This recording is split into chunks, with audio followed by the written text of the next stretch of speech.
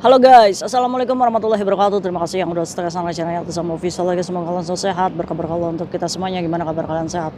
Alhamdulillahirobbilalamin. Kasam waras masalah kasam doakan yang lagi sakit Allah sehatkan. Teman kasam yang berjuang terus memajikan tentunya diberikan kekuatan sampai finish. Teman kasam yang bahagia juga tentunya jangan lupa bersyukur. Selamat hari Minggu cuy, kalian pada libur kemana? Kayak Tisam kemarin kok nggak ngoceh. Iya, kayak Tisam itu sudah emosinya terkuras habis gara-gara kasusnya si Fitri. Fitri ini kalau hari Senin dia nggak ada uang untuk beli tiket pesawat, kayak Tisam buang aja sudah ke Hong Kong. Udah biarin aja lah dia mau gimana. Orang mencurai banyak-banyak duitnya nggak ada kan on ya. Inilah kadang kita ini perempuan-perempuan cantik yang diciptakan dari lahir ini ya, nggak bisa otak itu berfungsi.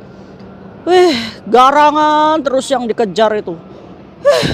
Kodratnya perempuan itu dikasih cuy, bukan ngasih ya. Kalau kalian ngasih ya wis, berarti kalian itu menyatakan bahwa diri kalian itu tidak cantik dari lahir. Coba mama nasehatin mama yang kayak gitu itu. Angel, sabar kayak Tisam. Ini juga cuy. Nih ya, para rentenir aja udah pada ketar-ketir ini. Sini saya bongkar ya. Jadi buat rentenir di luar sana udah, ayo kita bendera damai saja. Apalagi pekerja migran Indonesia yang masih punya kontrak resmi, yang bisnis rentenir udah gulung tikar aja, wis tutup bisnis kalian ini. Karena apa? Kamu harus tahu ya, para bisnis uang ya, yang menggandakan uang ibaratnya, wis kayak pesugihan ya guys.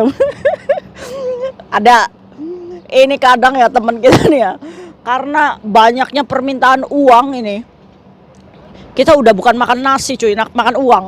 Karena permintaan banyak uang, jadi udah ngambil uang bank jadi rentenir, tiba-tiba kita kelilit jadinya rentenir ketiban rentenir. Banyak yang kayak gitu. Bahkan harus mundur gara-gara diterminate majikan.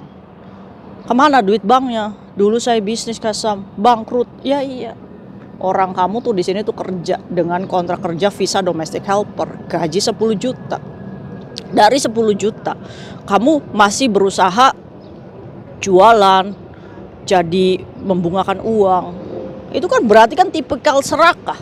Allah itu tinggal ngeliatin aja. Oh itu si Kasmini, si Mbak A, si Mbak B ini, diliatin gaji 10 juta ini masih aja bercabang-cabang bisnis. Akhirnya apa? Akhirnya yang tadinya janji sama Allah itu, saya kerjanya 4 tahun aja di Hong Kong. Setelah saya bikin rumah selesai. Rumahnya udah jadi, kita nggak pulang-pulang. Zolim kan? Ingat janji kan sama Allah. Jadi makanya diambil lagi tuh hartanya tuh. Kayak Sam ceramah aja. Nah ini, semalam itu ada yang telepon kayak Tisam. Ini kan berarti kan pertahanan rentenir ini agak goyah ya. Kayak Tisam, kalau saya ambil uang di rumah majikan nanti dilaporin nggak? Kenapa kamu? Gara-gara kamu nonton video kayak Sam kemarin ya. Rentenir jadinya ini berkonsultasi.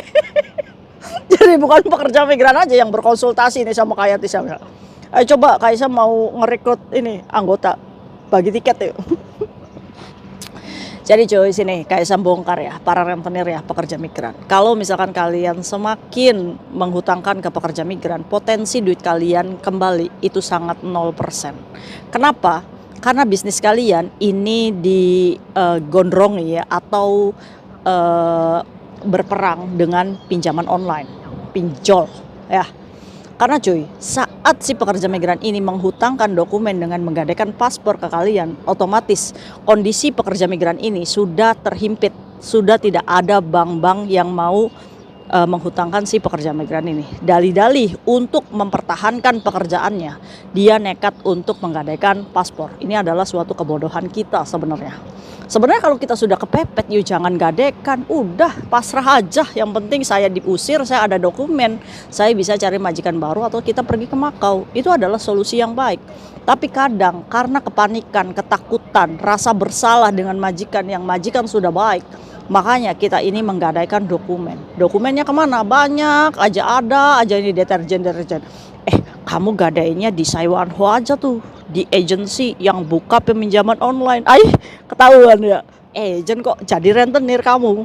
Kena kan? Disindir. Nah makanya agent ya, kalau misalkan kamu takut ya, udah stop bisnis, udah jadi agent tuh agent aja ya, jangan merentenirkan. Kena nih disindir, wes. Itu aja kayak Tisam. Di sana di Yunlong tuh ada tuh, itu cabangnya di Samsipo. Terus di Jordan ada lagi nih, kena lagi. Terus di mana lagi coy peminjaman uang? Di Tin Siwai kayak Sam. Kadang lucu mama nih, sampai pelosoknya tuh ya disatin. Tahu loh, astagfirullahaladzim. Ini luar biasa ini. Peminjaman uang sampai leng tikus aja ketahuan gitu kan. Jangan Kaisam, itu aja teman saya juga ngutang-ngutangin tuh yang 1000-nya 100. Saya tak kasih tahu ya. Hari ini kayak bisa mendapatkan data 20 pekerja migran yang dipecat gara-gara pinjol dan paspornya digadai. Makanya kenapa kayak Tisam itu sudah woro-woro ke para rentenir di luar sana. Stop. Potensi duit kamu kembali itu 0%. Dikarenakan apa? Karena saat dia sudah menggadaikan dokumen paspor dan dituntut untuk membayar bunga jasa ke kalian, di saat dia sudah tidak memiliki gaji karena dia juga utang sama majikan, mereka itu berpotensi untuk mengambil pinjaman online yang mereka ini berperang dengan sistem aplikasi. Itu. Karena apa? Karena saat dia sudah mengambil pinjol nih, bukan kalian si pemegang paspor yang bisa menterminate dia, tapi pinjaman online ini yang meretas data si pekerja migran ini sehingga majikan lebih cepat tahu. Jadi 1 bulan kamu nggak bayar pinjol, ini pinjol udah nyebar datanya ke majikan. Nah ini yang membuat si pekerja migran ini tidak bisa diberikan kesempatan untuk mengelak lagi dari terminate majikan. Jadi bukan rentenir yang naik ke rumah, tapi karena pinjaman online ini yang menyebabkan pekerja migran ini dipecat.